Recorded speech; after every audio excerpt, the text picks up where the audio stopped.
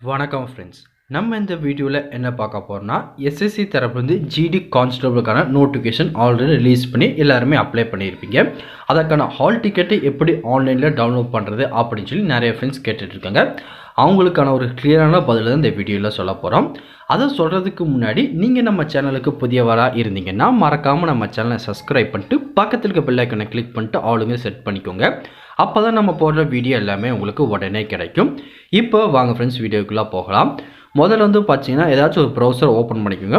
Open பண்ணிவிட்டு ssc.nic.in அப்படின்னு சொல்லி சர்ச் பண்ணுங்கள். சர்ச் பண்ணோன்னா எஸ்எஸ்சியோட அஃபிஷியல் வெப்சைட் இப்படி தான் ஓப்பன் ஆகும்.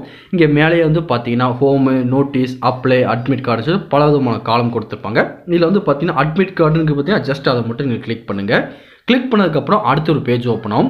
இதில் வந்து பார்த்தீங்கன்னா ரீஜன் வைஸாக உங்களுக்கு வந்து அட்மிட் கார்டுக்கான லிங்க் கொடுத்துருப்பாங்க. பார்த்தாலே உங்களுக்கு தெரியும் eastern region, Karnataka, Kerala region, southern region, north east region சொல்லி பல விதமான ரீஜன் கொடுத்துருப்பாங்க. நமக்கு பொறுத்தவரைக்கும் வந்து பார்த்தீங்கன்னா சவுத்தர்ன் ரீஜன், இந்த ரீஜன் தான் பார்த்தீங்கன்னா நம்ம இந்தியாவுக்குள்ளே ஹால் டிக்கெட் இருக்கும். ஜஸ்ட் வந்து பார்த்தீங்கன்னா சவுத்தர்ன் ரீஜன் கிளிக் பண்ணுங்கள்.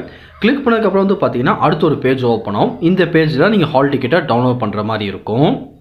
இதை பாருங்கள், அடுத்த பேஜ் எனக்கு ஓப்பன் ஆயிடுச்சு. இதில் வந்து பார்த்தீங்கன்னா எஸ்எஸ்சி ஜிடி கான்ஸ்டபிள் 2024க்கான அப்ளிகேஷன் ஸ்டேட்டஸ்க்கான லிங்க் கொடுத்துருக்காங்க. பார்த்தீங்களா, மொதல் இடத்துல இருக்குது பார்த்தீங்களா, ஜஸ்ட் அதை நீங்கள் கிளிக் பண்ணுங்கள்.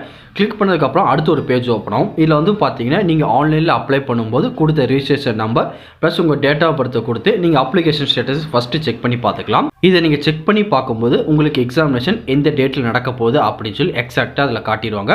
அதுக்கப்புறம் என்ன டிஸ்ட்ரிக்டில் நடக்கும் அப்படின்னு சொல்லி டீட்டெயிலாக காட்டிடுவாங்க. ஃபஸ்ட் அதை நீங்கள் செக் பண்ணிப்போங்க.